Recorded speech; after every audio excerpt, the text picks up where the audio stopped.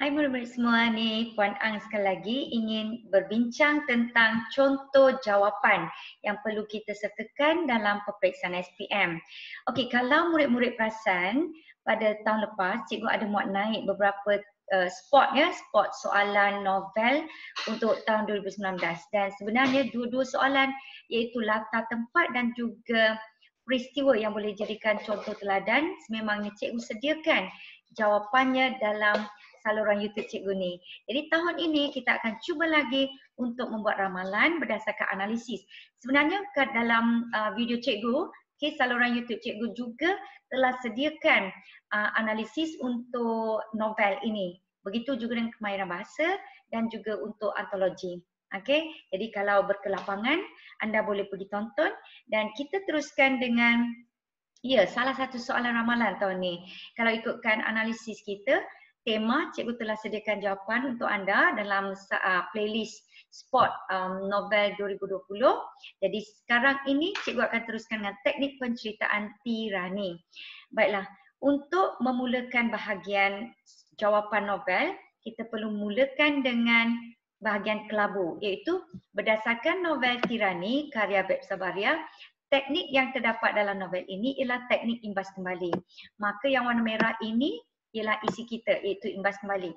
Ada baiknya kalau murid menjawab bahagian biru ini.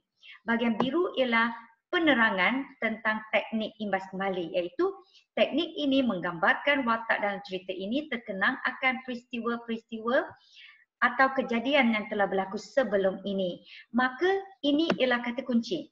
Terkenang akan suatu peristiwa yang telah berlaku sebelum ini. Okey? Jadi, kita masuk bahagian hijau. Bahagian hijau ini ialah bahagian peristiwa.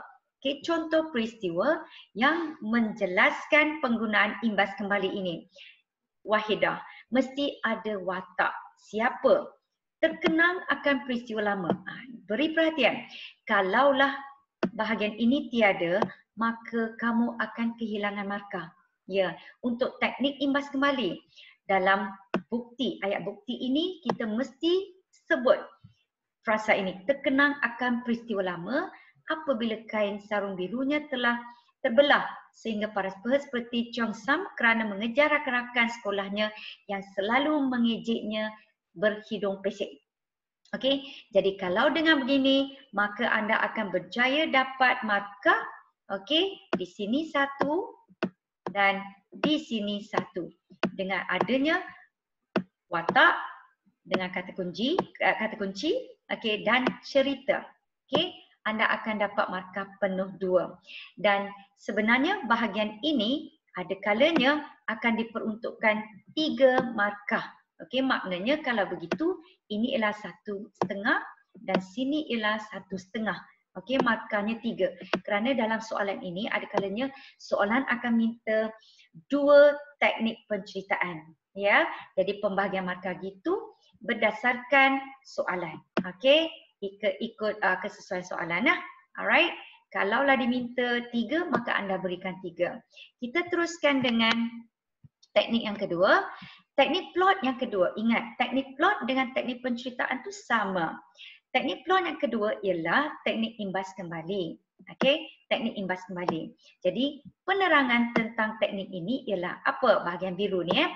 Pengarang menggunakan teknik ini untuk memberikan bayangan awal atau ramalan tentang suatu peristiwa yang berlaku berdasarkan aksi watak dalam cerita berkenaan.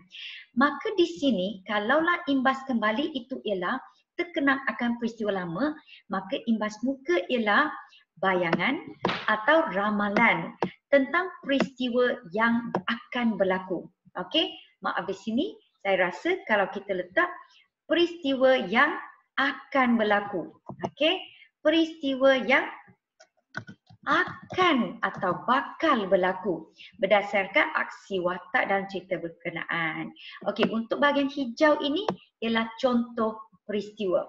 Okey, ini mesti, ini wajib. Semasa menantikan kedatangan doktor untuk menjalankan pembedahan ke atas Wahidah, dia membayangkan, membayangkan atau meramalkan keadaan dirinya disembelih hidup-hidup semasa proses pembedahan itu nanti. Maka inilah peristiwa imbas muka yang mesti ada bahagian membayangkan, meramalkan atau apa-apa.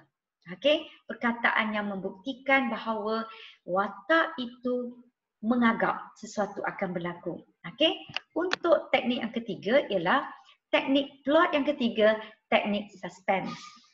Okey, untuk ini penerangan untuk teknik ini ialah teknik ini menimbulkan keadaan tertanya-tanya atau perasaan ingin tahu dalam kalangan pembaca tentang peristiwa yang akan berlaku selanjutnya. Okey, jadi bahagian ini kalau boleh anda sertakan. Okey, dan ini wajib warna hijau. Contoh peristiwa. Okey, siapa? Peristiwa monyet berhidung besar atau monyet Belanda yang menyerang syelik tajam emas menyebabkan suasana menjadi kelam kabut apabila penghuni dan pekerja lari bertempiaran untuk menyelamatkan diri daripada gigitan monyet itu. Monyet itu telah menyerang dan menggigit muka Wahidah. Okey, setakat ini belum lagi ya. Tapi di sini, pembaca tertanya-tanya tentang perkara yang akan terjadi kepada Wahidah. Okey, akhirnya Wahidah dibawa ke hospital oleh Raida dan Fadil, itu ibunya dan ayahnya. Jadi di sini kita nampak, jangan sekadar anda kemukakan peristiwa, tidak mencukupi.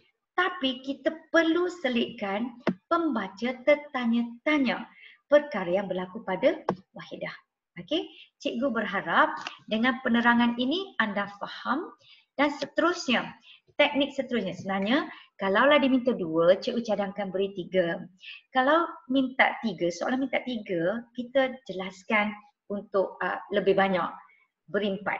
Okey, jadi cikgu akan kemukakan 4 hingga 5 soalan, jawapan agar anda boleh memilih. Okey, jadi teknik seterusnya ialah teknik kejutan. Ini isinya.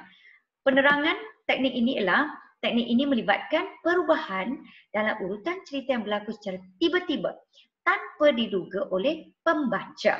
Okey, nah jawapan ini ialah buktinya. Pembaca, ini terkejut. Okey, apabila Ibu Wahidah Raida datang ke Singapura secara tiba-tiba dan sudah berada di hadapan pintu rumah Wahidah.